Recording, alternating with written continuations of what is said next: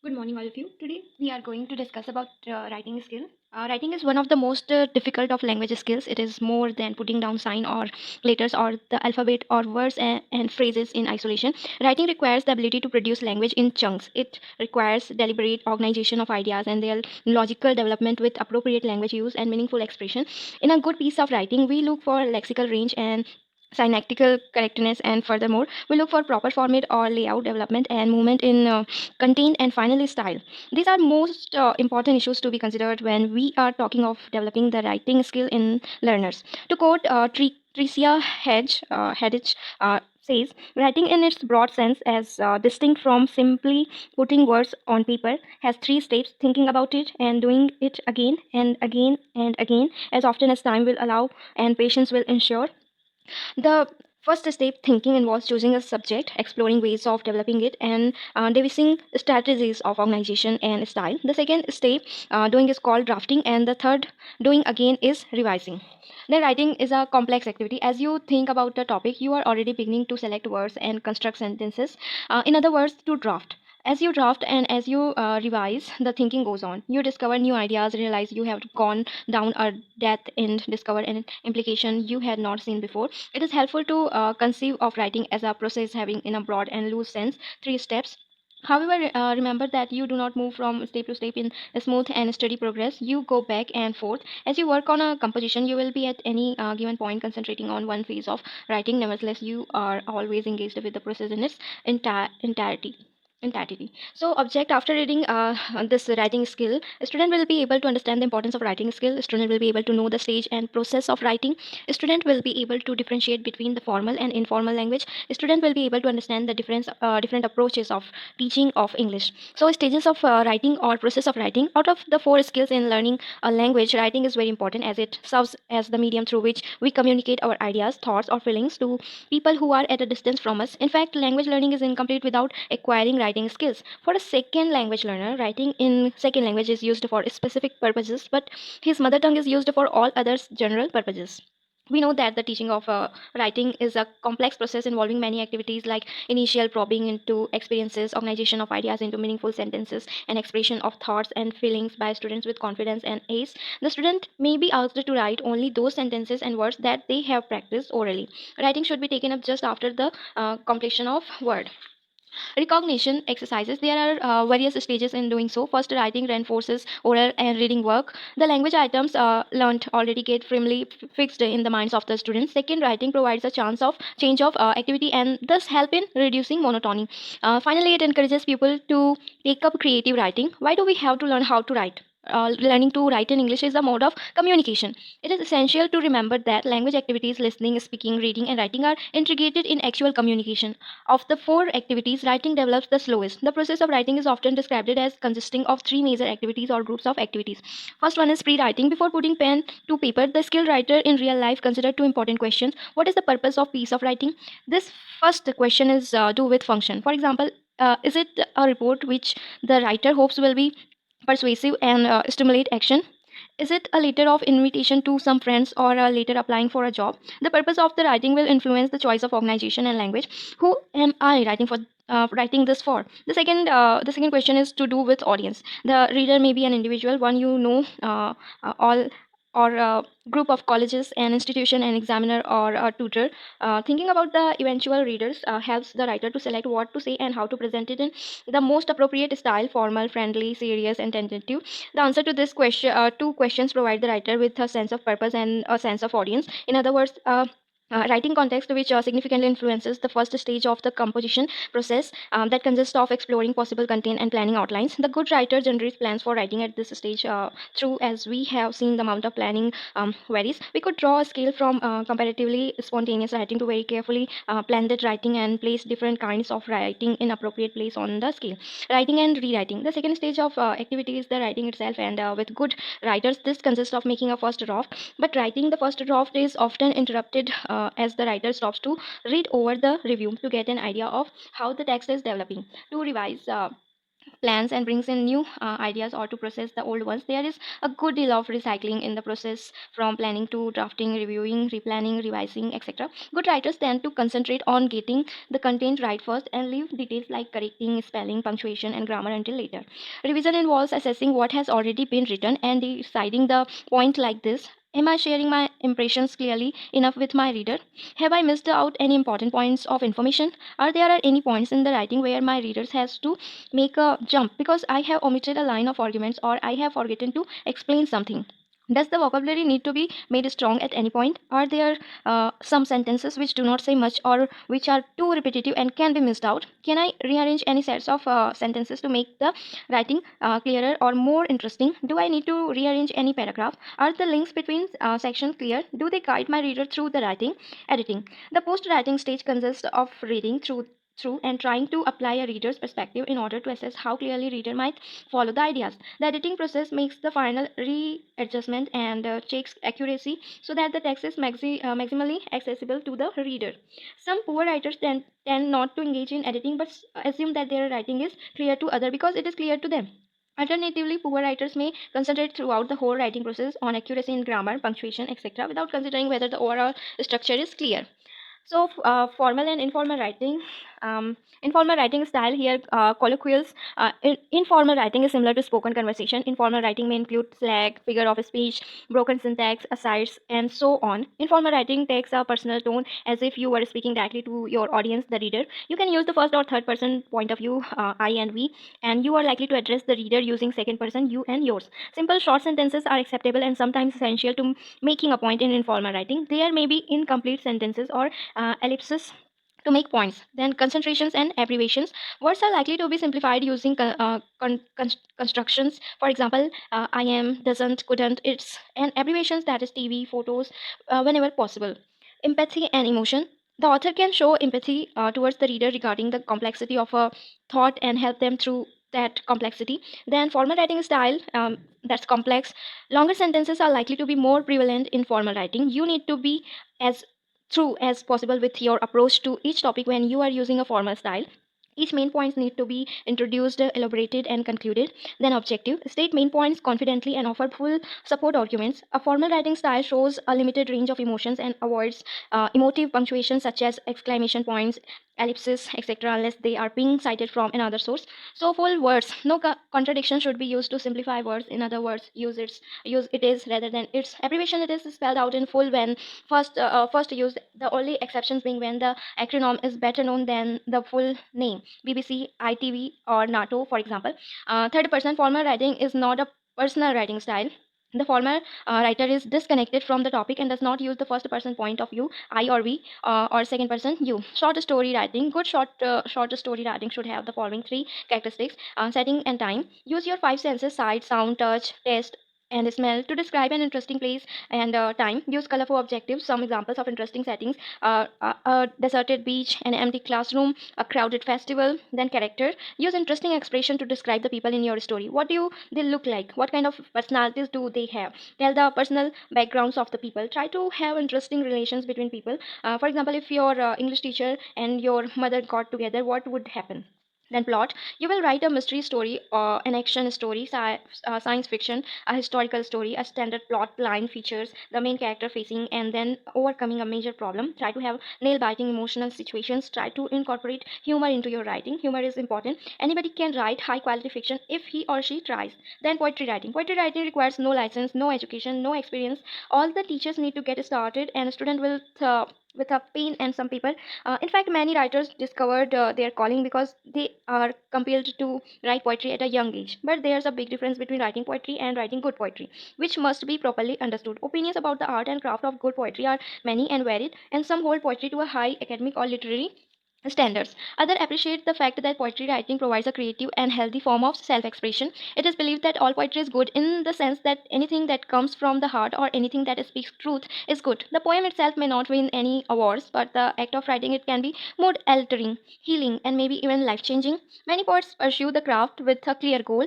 They want to get published. Others write poetry because they find solace in the work. They don't care about readers, publication, or awards. And plenty of writers fall in between, and they write for the joy of it, but also with a desire to continually develop their poetry skills with hopes of getting published one day. Then diary writing.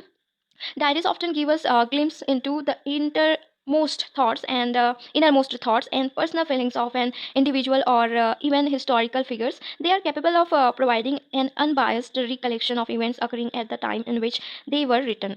A teacher should encourage his student for writing diary because it can give regular practice in writing skill, which will obviously build the confidence of a student. He she should make aware the student with following tips. Be as honest as possible. Open up and put your soul on the page while making a diary entry. Write to the world. Don't start the entry with personalized words like dear instead of write for someone else's eyes. Then keep things in order. Chronological order is the best way to construct a diary entry. Then spell check your entries. Poor grammar and spelling makes it difficult to decipher the entry once you attempt to read it again. Give details. Diaries are all about personal reflection, but being very detail oriented is the key. It is not difficult to write a great diary. The only requirement for this purpose is to be willing, open, and honest in the process. By following this simple, quick tips, a student can write a great diary. Then notice writing. A notice is a short piece of writing which is generally formal in style. It is used by schools to announce events, celebrations, to make appeals, and to issue different information. Writing an effective notice is a kind of art that can be acquired with practice, with keeping some basic points in mind while writing them out. A notice should give complete information and must be written in a clear and lucid style and easily understandable language. Items that includes a good notice writing is name of the organization, date of issuing the notice, heading of the notice, eye-catching caption or heading to hold the immediate attention, purpose of the notice, details of schedule, that is date, time, venue, program duration, etc. Points to be addressed. Notice can use capital letters for details like name of school and any specific detail. The date should be mentioned at the top right or left of the notice. The entire text may be put in a box. The individuals responsible for issuing the notice indicates the name below the signature with their designation. Complete sentences are required always. Usually future time references predominant over other tense forms. Then article writing. Article writing is an art and it is not everybody cup of tea. An article usually takes the following structured format: the introduction, the main body, a development of the issues, a conclusion.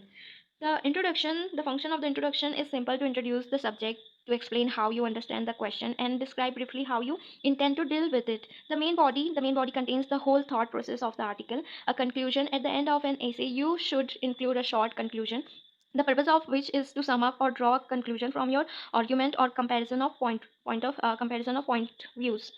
Viewpoints. So dialogue writing. A dialogue literally means conversation, normally between two or more person. Dialogue dialogue writing has gained a reputation of very useful form of composition, especially for the third world country in general and India in particular. Writing an effective dialogue requires some dramatic power, as the writer has not only to see both sides of a question but has also to put himself, so to speak, inside to imaginary persons so as to make them express their opposite opinions natural. He has in turn to be each one and see the point of view of each on the question and react accordingly. A written dialogue should be so composed that it appears to be spontaneous and well within the context. Thus, writing a dialogue requires careful preparation. It is always advisable to make some rough outlines of dialogue cue. Some important points to remember while writing dialogue cue: never let any of the character to monopolize the conversation, as if he were giving a public lecture. Let the conversation be brisk and rapid, whereby every character getting an equal chance to talk. As in real conversation, sometimes we encounter a condition where one person sometimes interrupts the other. A sparing use of such interruption in the written dialogue is quite permissible, as this aids to its naturalness. The dialogue should begin in an interesting way. The proper use of interjection for surprises, pleasures, and irritations. Then speech writing. The basic speech format is simple. It consists of three parts: an opening or introduction, the body where the bulk of information is given, and an ending or summary. Choosing your main ideas. Don't try to put too many ideas into your speech. Research shows that people remember very little from speeches, so just give them one or two sides to hang on to. Write like you talk. Remember that you are writing a speech, not an essay.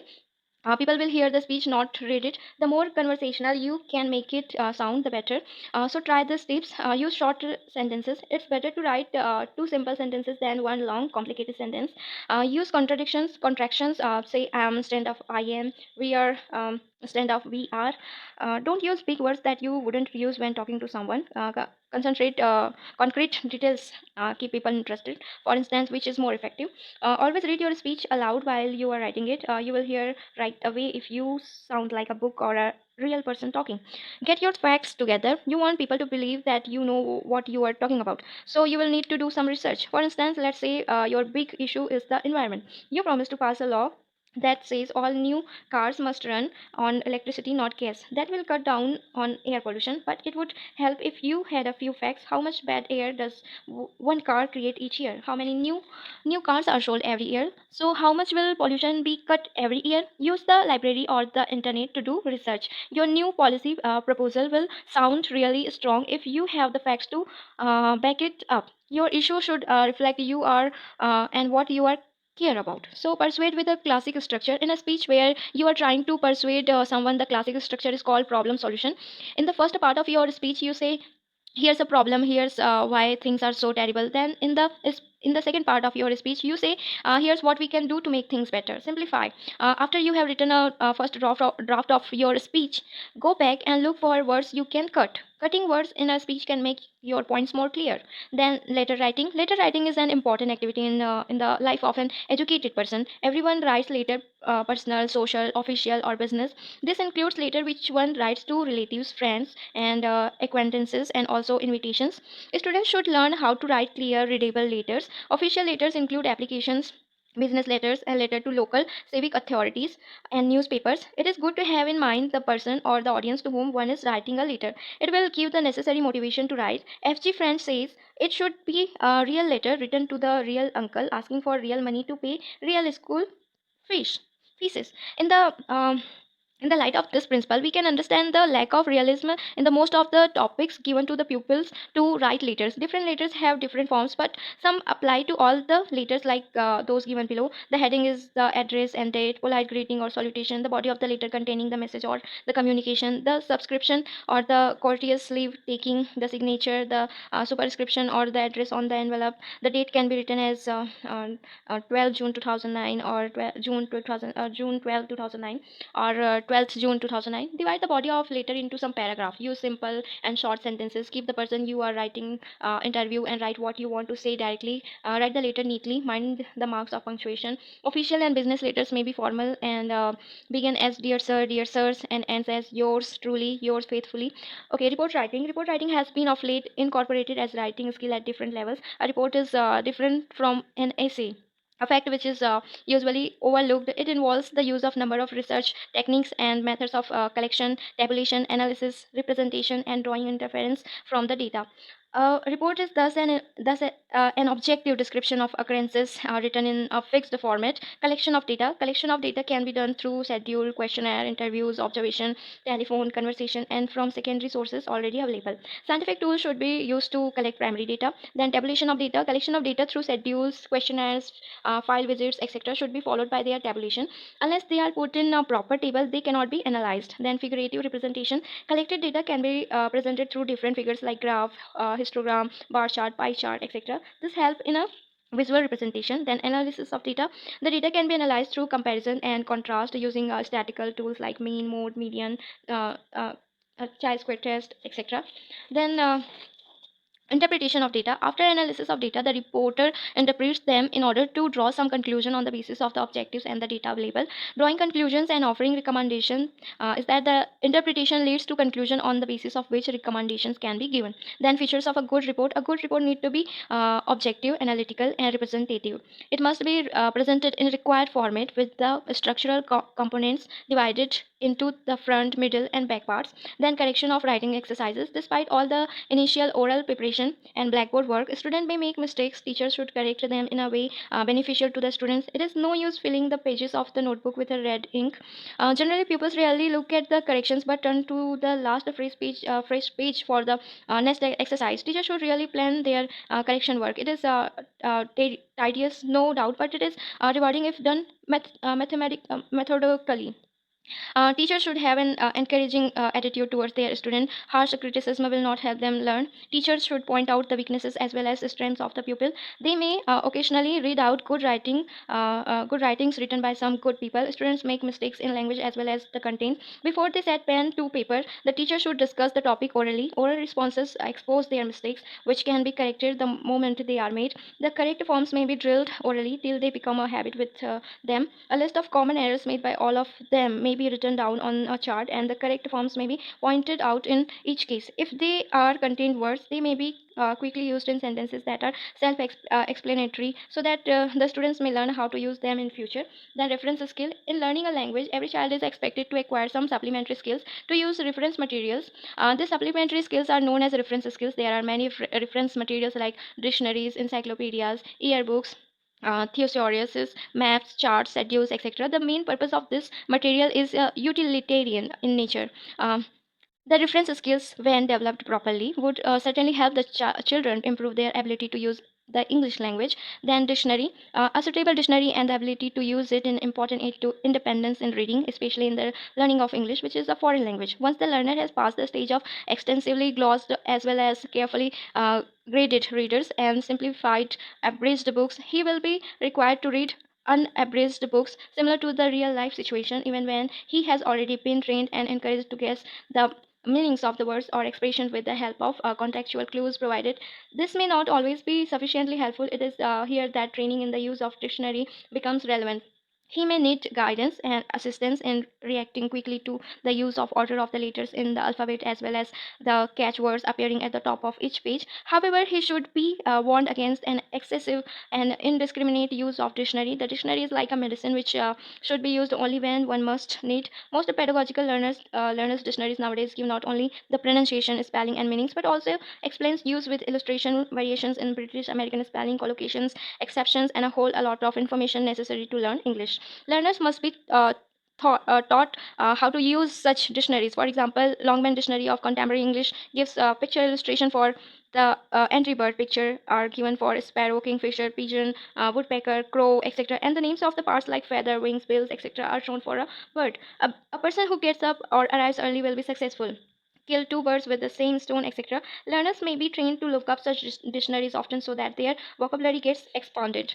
Then Cambridge International Dictionary of English 1995 under the entry child gives the meanings and usage of related expressions like child abuse, child care, etc. And the useful quotation like the child is father of the man said by Wordsworth.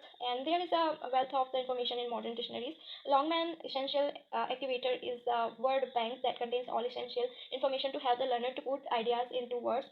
Macmillan Dictionary for Advanced Learners come with CD-ROM, two similar but separate editions, one for the British variety and another for American variety are available. This dictionary is highly innovative and user-friendly. Then encyclopedia.